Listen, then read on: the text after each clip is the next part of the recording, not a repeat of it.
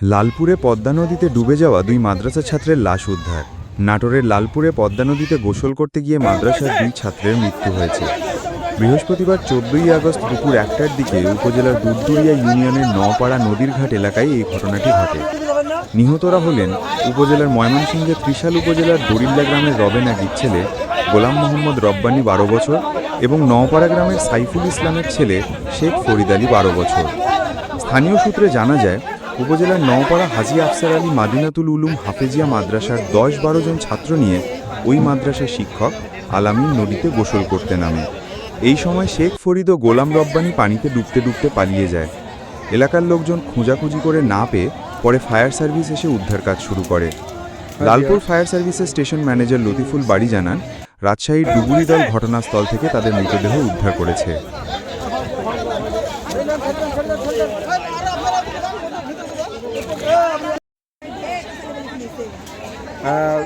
আমি মোহাম্মদ ফজলুর রহমান, লালপুর উপজেলা প্রেস ক্লাবের পক্ষ থেকে একটি লাইভ প্রদর্শন করছি। আজকে এক মর্মান্তিক দুর্ঘটনা ঘটেছে পদ্মা নদীতে।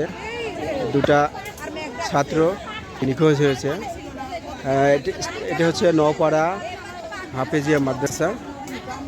এখানে দুপুরে দুটা ছেলেকে গোসল করাতে এসে পদ্মা নদীতে নিখোঁজ হয়। নিখোঁজ হওয়া দুই ছাত্র, একটি হচ্ছে ফরিদ, পিতার নাম হচ্ছে রবিন, ময়মনসিংহ